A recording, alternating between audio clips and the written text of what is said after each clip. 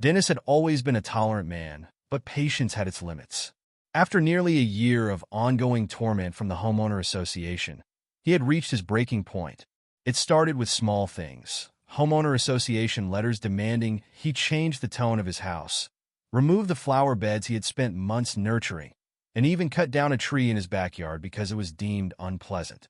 Every week, there was something additional, another absurd rule he had supposedly breached, another fine tacked onto his account.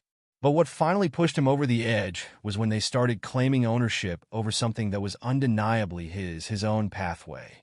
When Dennis had bought his property years ago, he had made sure to check all the legal documents. His land extended past the tree line at the back of the house and included the long gravel driveway leading from the primary road to his shed. The homeowner association, however, had other beliefs. They insisted that his driveway was part of the common access route and that, according to their viewpoint of the neighborhood regulations, it needed to remain open at all times. Open to whom? Dennis had asked. He wasn't sharing it with anyone. He lived at the end of a secluded cul-de-sac, and there were no houses past his.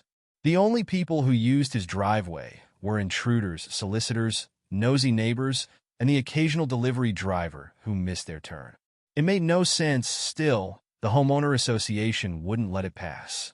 Karen, the president of the association, had shown up unannounced multiple times, clipboard in hand, pointing out imaginary violations and demanding submission.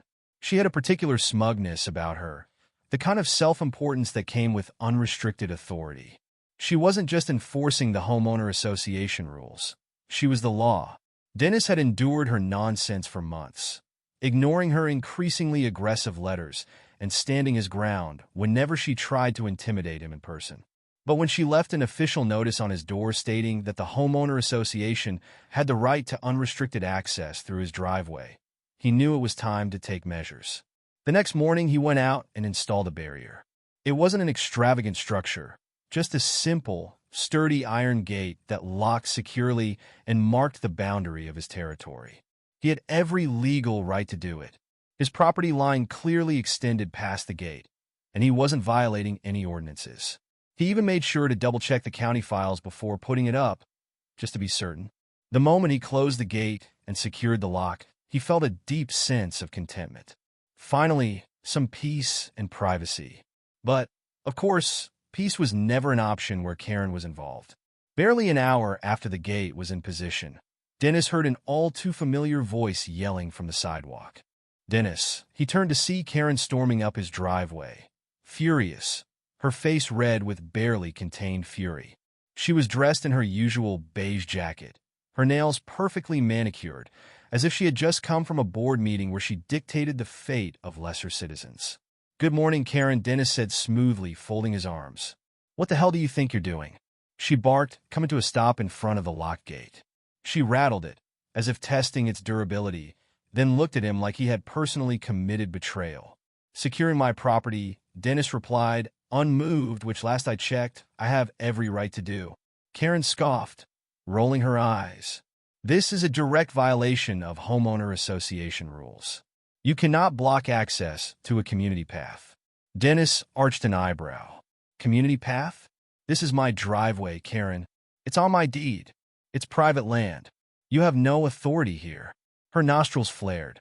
"We have the right to ensure that all properties comply with neighborhood guidelines and accessibility rules. This gate is illegal, and I will be issuing you a fine instantly. If you do not remove it within 24 hours, the homeowner association will take further steps." Dennis laughed, shaking his head. "Go ahead and fine me, Karen. Then, while you're at it, explain to the authorities why you're trying to impose restrictions on property you don't possess." Karen's face stiffened at that. She clearly hadn't expected Dennis to challenge her. She had built her rule on intimidation, on homeowners who were too tired or too busy to fight back. She wasn't used to someone standing their ground. "You are making a huge blunder," she hissed, stepping back and pulling out her device. Dennis watched as she dramatically scrolled through her list, pressed a button, and lifted the phone to her ear. "Yes, hello. I need to report an obstruction of a public right-of-way," she said sweetly, but her eyes shot daggers at Dennis. "Yes, it's completely blocking access. This is a serious problem. I need an officer sent here urgently. Dennis sighed. Of course, he had dealt with homeowner association nonsense before, but this was a new low. Karen was actually calling the law over a gate on his own land. This wasn't about rules or regulations anymore. This was about control. She wasn't just trying to enforce an imaginary homeowner association policy. She was trying to dominate. Dennis leaned casually against the barrier, watching her with amusement. You really think the cops are going to care about this? Karen shot him a venomous look as she hung up the call. Oh, they'll care. And when they get here, they'll order you to remove this illegal blockade. You'll be charged, possibly even detained, for interfering with community access. You don't stand a chance, Dennis. Dennis chuckled, shaking his head. You just made a huge blunder, Karen. She folded her arms, smirking. Oh, really? And why is that? Dennis smiled, but there was something sharp in his expression. Because once the cops get here, I'm going to show them exactly what I found when I installed this gate. And trust me, you're not going to like it. Karen's smirk faltered for the first time. Doubt flickered across her features. Dennis turned toward the side of his land, where something strange had caught his eye earlier that day. Something that could change everything. Dennis leaned casually against his locked iron barrier, arms folded, as he watched Karen pacing angrily back and forth on the pavement, her phone clenched tightly in her grasp. The smug expression she wore seemed to be cracking, replaced with a mixture of anger and impatience. He knew she was waiting for the police to arrive, expecting that her call would send a team of officers barreling down his pathway to force him into compliance. But Dennis wasn't worried. He had spent too much time being pushed around by Karen and her ridiculous homeowner association mandates, and he was ready for this battle. A distant rumble announced the arrival of a police vehicle, and Dennis saw the momentary spark of victory in Karen's eyes as the black and white automobile pulled up to the entrance. Two officers stepped out, a tall, broad-shouldered man with a neatly trimmed beard, and a woman with sharp, calculated eyes. Karen's demeanor shifted immediately, her posture straightening as she rushed forward to meet them. "Officers, thank goodness you are here," she began, her tone dripping with exaggerated concern. "This man has illegally blocked access to a public passage and is refusing to comply with our community protocols. He is violating homeowner association policies and creating a dangerous hindrance." The officers exchanged a glance, clearly unimpressed with the exaggeration. The female officer, whose name tag read Sergeant Rowe, turned her attention to Dennis. "Sir, is this your property?" she asked in a measured tone. Dennis nodded, reaching into his back pocket to produce a folded document. Here is my title, which clearly shows that my property extends past this barrier. This is a private driveway, and the homeowner association has no legal claim over it." Karen let out an audible scoff, rolling her eyes as if the very idea was ludicrous. "He is lying," she declared, jabbing a finger in Dennis's direction. "His driveway is part of the homeowner association's jurisdiction. All properties must maintain open access to shared community roads, and he is obstructing one with that structure." Sergeant Rowe took the document from Dennis, her eyes scanning the paper with practiced efficiency. Her partner, Officer Hernandez, crossed his arms and looked between the two with a weary expression that suggested he had no interest in being dragged into a homeowner association disagreement on a Tuesday morning. After a few moments, Rowe looked up from the page. "Ma'am, I don't see anything here that indicates this is homeowner association land. As far as I can tell, this driveway belongs to the owner." Karen's face flushed with frustration, her mouth twisting into a thin curve. "You don't understand," she insisted, her voice rising. "The homeowner association has authority over all properties within this neighborhood. It is implied in our rules." Officer Hernandez raised an eyebrow. "Implied," he repeated, his tone doubtful. Karen took a step closer, her expression shifting into one of forced assurance. "Yes, it is understood that driveways are considered community spaces, and the homeowner association has a duty to enforce that principle." Dennis let out a short chuckle, shaking his head. "So, what you are saying is you don't have any actual legal ownership of my property, but you just assume that you do." Karen's face darkened, her eyes narrowing. "It is about community standards," she snapped. "We have protocols for a reason." Sergeant Rowe sighed, handing the title back to Dennis. Ma'am, unless you can provide a legally binding document that shows the homeowner association owns or has authority over this land, there is nothing we can do here. Karen's frustration boiled over into anger. I demand that you order him to remove this barrier. This is a clear violation of our ordinances, and he is obstructing movement. Rowe didn't even blink. Ma'am, this is private property. There is no criminal violation here. Desperation flashed in Karen's stare, and she turned to Officer Hernandez, attempting a different approach. Fine, then arrest him for intimidation. He is being hostile, and I feel threatened. Dennis couldn't help but laugh, shaking his head. Threatened, Karen? You called the authorities on me for putting up a fence on my own land, and now you are the victim. Hernandez sighed, rubbing his temple. Ma'am, filing a false complaint is a crime. I suggest you stop before you actually do something illegal. Karen's mouth opened, then shut, as she seemed to realize that her usual methods weren't working. For the first time since the officers had arrived, she paused, her confidence wavering. She had expected them to support her immediately, to treat Dennis like a violator in his own home. Instead, she was being warned about making false claims. Sensing her hesitation, Dennis stepped forward, his expression calm but firm. Since the police are already present, I think this is a good time to show them what I found this morning. Karen's posture stiffened, her expression flickering between anger and something that looked suspiciously like worry. What are you talking about? She demanded, her voice sharp. Dennis gestured toward the side of his pathway, where a patch of disturbed soil stood out against the rest of the landscape. While installing my barrier, I found something buried near the homeowner association's boundary. Something I think the police are going to want to see. The officers exchanged a glance, and Sergeant Rowe motioned for Dennis to lead the way. All right, let's take a look, she said. Karen's eyes widened, and she took an involuntary step back. This is ridiculous. You can't just dig up someone else's land, she snapped. Dennis ignored her, grabbing a small gardening shovel from the side of his house. He knelt down, working quickly to clear away the loose soil. Within moments, the shovel struck something solid, a wooden box. He reached down, brushing away the remaining dirt until the crate was fully visible. Karen's breathing grew louder, a thin, ragged sound that betrayed her growing tension. You need to stop, she said, her voice trembling slightly. This has nothing to do with the current situation. Dennis didn't respond. He used the edge of the shovel to pry the lid off the box, revealing stacks of documents. Financial records, and most damning of all, pictures. Hundreds of pictures, taken from security cameras placed all over the neighborhood. Dennis picked up one of the photos, his blood running cold as he realized it showed a neighbor's backyard. Another image showed the inside of someone's garage. These weren't just random snapshots, they were illegal surveillance records. Sergeant Rowe knelt down, flipping through the files with a frown. Her expression darkened as she took in the contents. These are private properties, she said quietly. Hernandez pulled out a stack of bank statements, his brow furrowing. And these show unauthorized withdrawals from homeowner association funds. Karen lunged forward, her face twisted in desperation. You have no right to go through that, she shouted. Rowe shot her a sharp glare. Step back immediately. Dennis stood, crossing his arms as he watched Karen's panic grow.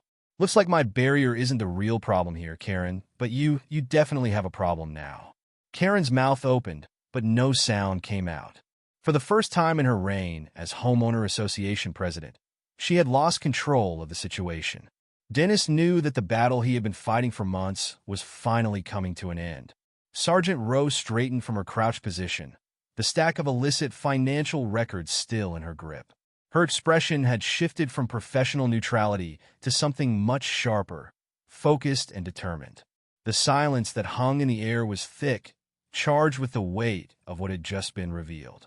Officer Hernandez flipped through a few more of the photographs.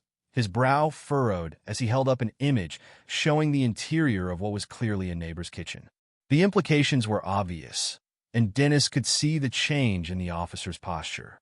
The way they subtly adjusted their stance, their attention now entirely on Karen.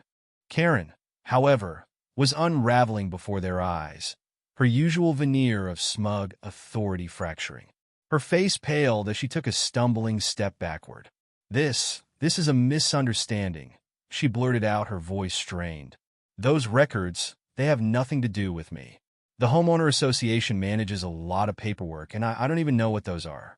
Ro's gaze didn't shift. "You called the police on a private resident for securing his own property. Yet you somehow expect us to believe you had no knowledge that a hidden crate of financial documents and surveillance footage was buried within homeowner association territory." She flicked through the bank statements, her lips pressing together as she focused on a series of transactions. "You expect me to believe that these withdrawals, every single one under your signature, are a coincidence?" Karen shook her head violently, her hands clenching at her sides. "I don't handle every detail of the homeowner association's finances. There are other board members. This could be anyone's doing." Dennis let out a sharp laugh, unable to hold it in. "Really? Because I've been in this neighborhood for years, and I know for a fact that you run this homeowner association like a dictatorship. Nobody so much as changes their porch light without your approval, and you're telling me that someone was running illegal surveillance and embezzling homeowner association funds right under your nose, and you didn't notice?" Karen's mouth opened, then shut. Her eyes darted toward the documents, as though she might will them out of existence. But there was no escaping it. Ro and Hernandez weren't brushing this off. They weren't treating this like some petty neighborhood argument anymore. Dennis could see it, the moment where the weight of the situation fully registered for her. And then she fled. Without a single word, Karen turned on her heel and ran. Dennis almost laughed at the absurdity of it, but the officers were already moving. "Ma'am, stop right there," Ro barked, taking off after her while Hernandez took a shortcut through Dennis's yard, clearly anticipating where she was headed. Karen wasn't swift. Her high heels dug awkwardly into the uneven ground, her attempt at a desperate escape hindered by the fact that she clearly had never had to run from anything in her life. She tried to cut across the neighbor's lawn, her arms pumping wildly as she stumbled toward the homeowner association office, which sat at the entryway of the community. Dennis followed at a slower pace, not about to miss whatever was about to happen. Ro was gaining on her. "I said stop." Karen nearly tripped, but sheer panic kept her moving. She reached the homeowner association office's front door, fumbling for a key card, probably hoping to get inside, lock the doors, and pretend none of this was happening.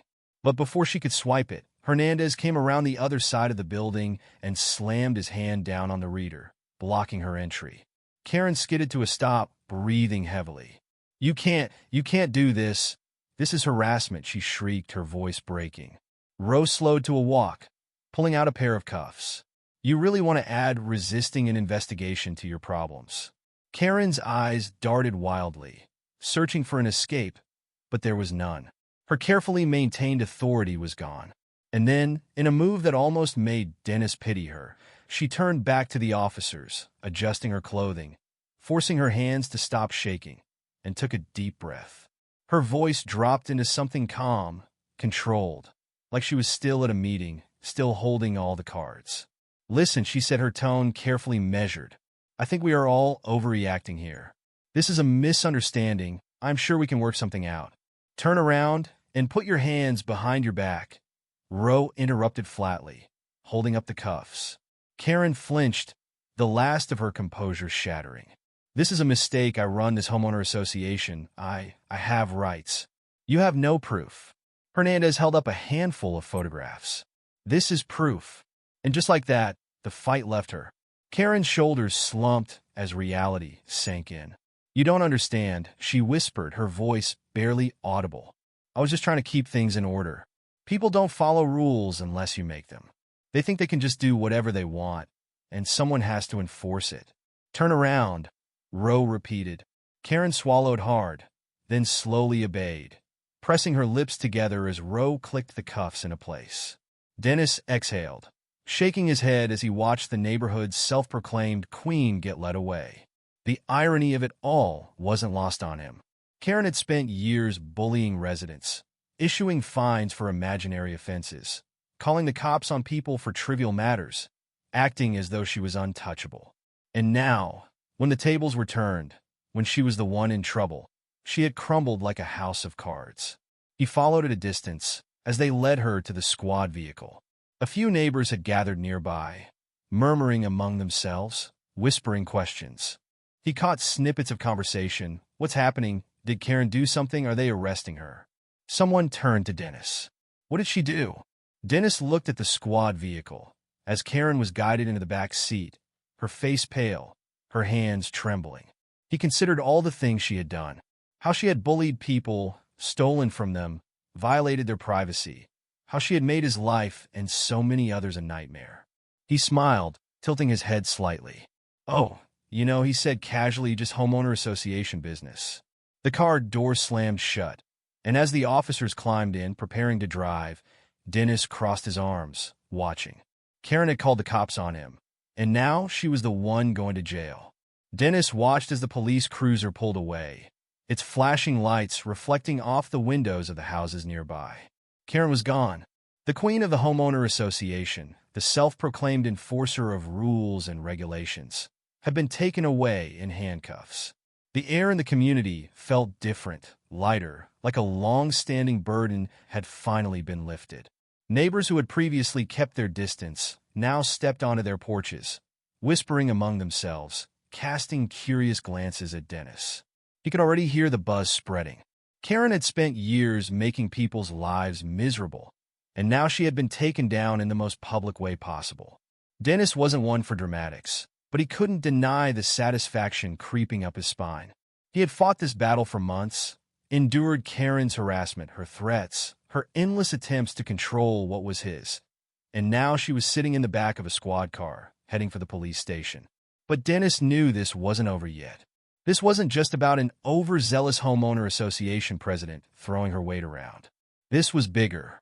The crate full of documents and surveillance photos still sat by the hole where he had unearthed it. It wasn't just damning, it was evidence. It told a story far darker than he had imagined. Dennis walked back to where the officers had been standing, crouching down to sift through the files again. Now that Karen was out of the way, he could take a better look. He flipped through pages of bank statements, each one a meticulous record of funds being siphoned off from homeowner association accounts into private, unregistered funds under names that didn't match any board members. There were invoices for maintenance that had never been completed, payments issued to fake businesses and signatures. Karen's signature on almost every record. Dennis wasn't a lawyer, but he knew enough to recognize that what he was looking at wasn't just a case of petty embezzlement. This was fraud, large-scale fraud. Homeowner association dues had been systematically stolen for years, and the numbers were shocking. Tens of thousands of dollars missing, and no one had noticed because Karen had buried the proof. But what disturbed him even more were the images. The security footage Dennis had assumed were just nosy surveillance photos of neighbors' homes. But as he examined them closely, he realized there was something far more sinister at play. These weren't just random shots of properties. The cameras had been placed inside homes. He stared at a grainy photo of a dimly lit hallway, the timestamp in the corner indicating it had been taken at night. Another image showed the interior of someone's garage, the angle suggesting the device had been hidden inside a vent or light fixture. A third photo made his stomach churn.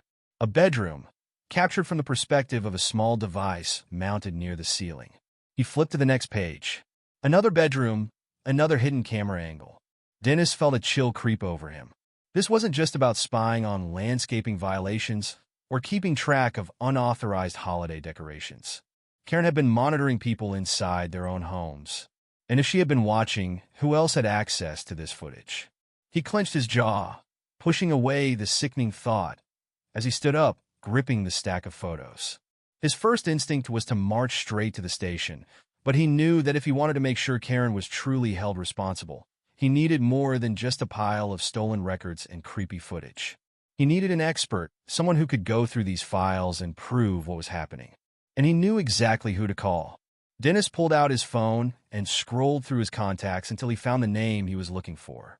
Mark Gibson, investigative journalist. They weren't exactly friends, but Mark had built a reputation exposing corruption in local governments and organizations. If anyone could take this information and turn it into something irrefutable, it was him. Dennis pressed call and waited. It rang 4 times before a deep voice answered. Gibson. Dennis took a breath. Mark, it's Dennis Higgins. I need your help. And trust me, this is big. A pause, then how big? Dennis looked down at the images in his hands. The financial records spread out before him, the dirt-covered crates still half buried in the ground. Homeowner association embezzlement, fraud, illegal monitoring. I just watched the president get arrested, and I've got proof that she's been stealing for years. But this isn't just about money. There are hidden cameras inside people's homes. Silence. Then Mark's tone sharpened. Where are you? Dennis gave him the location. I'm on my way, Mark said. Dennis ended the call, gripping the phone in his palm as he exhaled. He wasn't naive. He knew that even with Karen out of the picture, this wasn't going to be a simple resolution. There were other board members, people who had either turned a blind eye or had been in on it from the start. And if Karen had gone this far to cover her tracks, there was no telling what else had been hidden. He glanced toward the houses lining the street, wondering how many of his neighbors had no idea that they had been watched, that their money had been stolen, that the organization meant to protect their community had been preying on them instead. Dennis wasn't finished yet, and neither was Karen's mess. Dennis paced his driveway, his phone still clutched in his hand, as he waited. The gravity of what he had uncovered was sinking in more and more with each minute. Karen being arrested was just the beginning.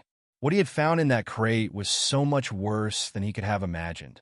Fraud was one thing, but hidden cameras inside people's homes, that was the kind of crime that destroyed lives, that made people feel unsafe in their own houses.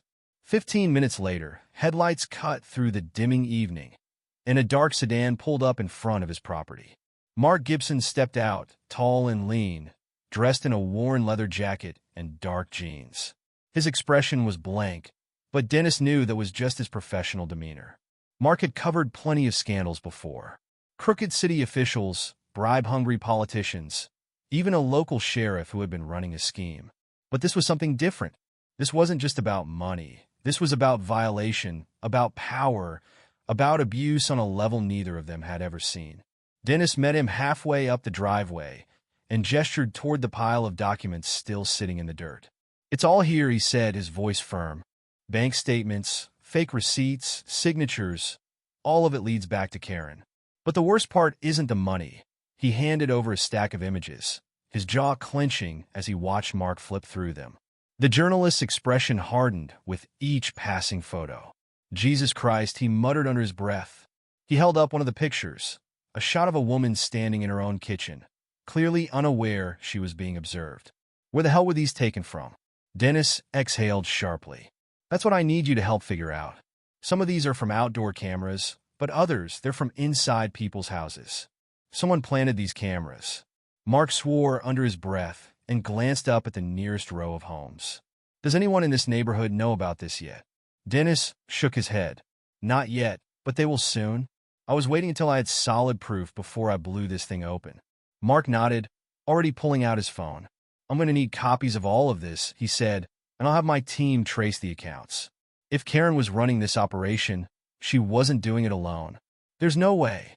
That was what had been bothering Dennis too. Karen had been controlling, no doubt, but setting up a hidden surveillance network wasn't something she could do on her own. Someone had assisted her. Someone with access. Someone who had installed those cameras. Dennis ran a hand through his hair, the exhaustion of the day finally creeping in. So what happens now? Mark glanced up from the files, his eyes sharp. Now we make sure everyone in this neighborhood knows exactly what's been happening.